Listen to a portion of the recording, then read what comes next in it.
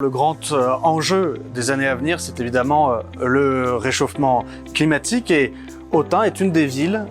qui a la chance d'avoir un muséum d'histoire naturelle, lieu de présentation, de médiation autour de la protection de l'environnement et de la biodiversité. Et nous avons travaillé cette année où la ville d'Autun a repris la compétence municipale du muséum d'histoire naturelle pour faire avec l'IUT de Chalon-sur-Saône et un projet tutoré avec des étudiants une application en réalité augmentée, en tout cas un outil, des tablettes en réalité augmentée qui permettent, en regardant ou en scannant un fossile, finalement de voir la bête, l'animal préhistorique évoluer dans la salle du musée. Donc ça marche avec l'actinodon, qui est une sorte de gros serpent un peu pâteau.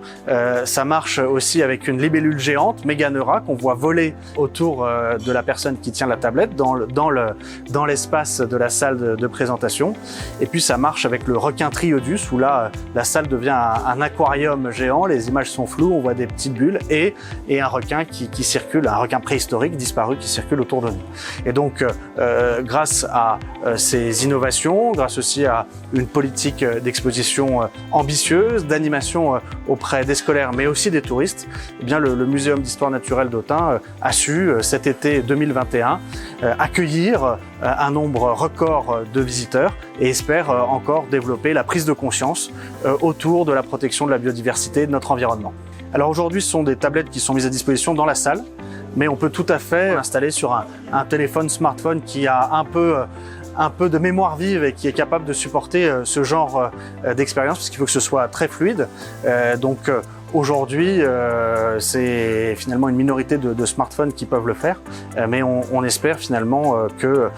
ensuite on pourra intégrer cette solution dans des audioguides, dans des parcours de visite. On avait déjà des QR codes pour avoir de l'information augmentée sur un certain nombre de vitrines, et donc maintenant on aura une expérience numérique encore plus importante. On avait déjà dans le Muséum d'histoire naturelle d'Autun une première quasiment mondiale, avec des robots que l'on peut piloter à distance, des robots de la société lyonnaise Awabot, que l'on peut piloter, et notamment pour les publics empêchés que sont les enfants hospitalisés ou les lycées français de l'étranger, et qui peuvent donc piloter à distance depuis Internet, y compris simplement avec le battement de l'œil pour les publics les plus empêchés, les personnes en situation de handicap, de grand handicap, et donc de piloter un robot qui se déplace et qui aussi projette l'image et peut permettre d'être vu et d'être entendu si on souhaite parler. Ça a beaucoup marché. C'est aussi pendant le confinement des choses qu'on peut faire quand les classes ne peuvent plus se déplacer.